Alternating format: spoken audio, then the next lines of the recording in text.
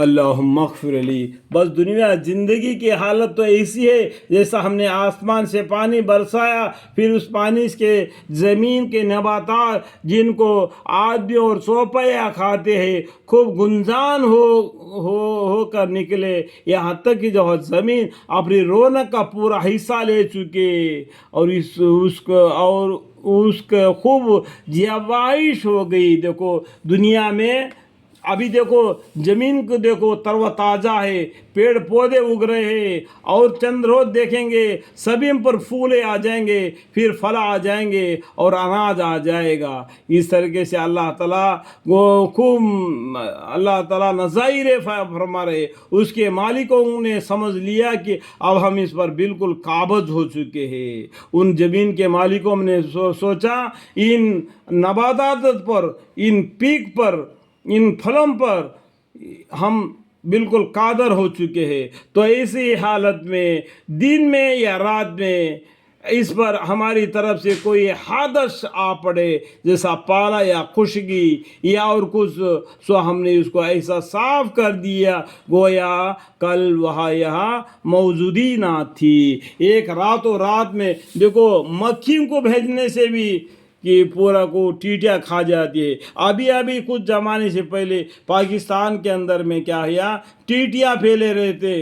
ٹیٹیاں معلوم ہے تو اناج کے جو کھیتوں میں لگایا ہے نا، اس اناج کو ایک دم کھا جاتی تھی۔ وہ ہندوستان کے طرف بھی آ گئے تھے۔ ابھی جو 1-2 سال کے نیچے آیا تھا۔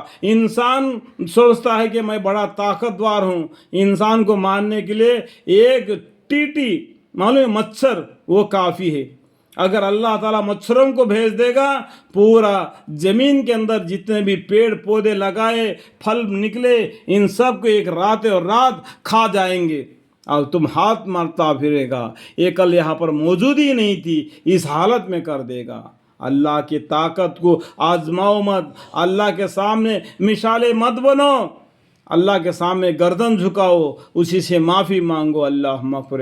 ہم اس طرح آیت کو صاف بیان کرتے ہیں ایسے لوگوں کے لیے جو سوچتے ہیں۔ کذالک نفصل الآیات لقوم یتفکرون۔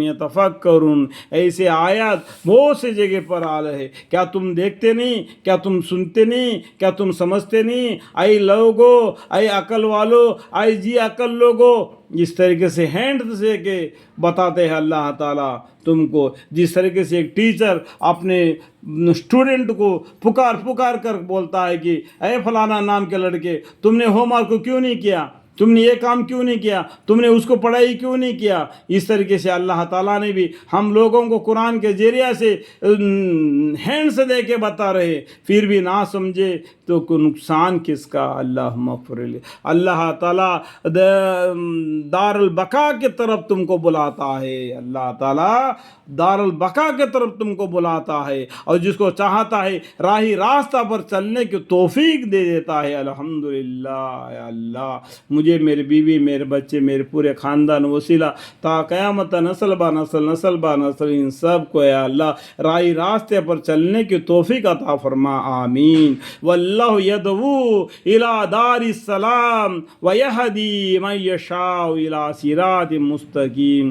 جن لوگوں نے نیکی کی ہے ان کے واسطے خوبی جنت ہے اور مزید برا کو، اور خدا کا دیدار بھی، وہ کل قیامت کے دن اللہ کو بھی دیکھیں گے، اور ان کے چہرے پر نہ قدرت کی غم کی چھا جائے گی اور نہ ذلت۔ یہ لوگ جنت میں رہنے والے ہیں، وہ اس میں ہمیشہ رہیں گے، الحمدللہ۔ اور جن لوگوں نے بد کام کیے، جو گندے کام کیے، ان کے بدی کی سزا اس کے برابر ملے گی اور ان کو ذلت چھا لے گی، ان کو اللہ کے عذاب سے کوئی نہ بچا سکے گا۔ ان کے چہرے کی قدرت کی ایسی حالت ہوگی کہ گویا ان کے چہروں پر اندھیری رات کے پرت لپٹ دی گئی ہے۔